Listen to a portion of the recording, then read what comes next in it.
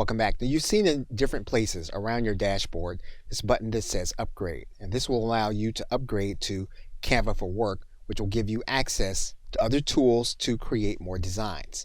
So in this case, all you would need to do is to click this upgrade button, and you'll notice that there are going to be some things that you're going to be able to do, such as with the brand kit, the resizing of your designs, to animate your graphics, and then to collaborate with more aspects of some of the content that you have, and then to export your designs with a transparent background.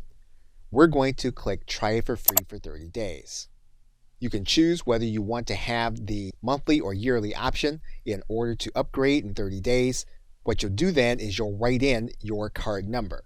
Now what you're going to want to be aware of is how many team members you have, because you will be paying for them when you upgrade. Once you do that, you'll then have access to 7 additional tools, which you will see here in your welcome screen. You'll also see it inside of any Canvas design screen where you click the More button. If you scroll down, what you'll see here is you'll see those 7 elements that come with Canva for Work. It will now review those features in the next videos. Okay, so with that, thanks, and I will see you in another video.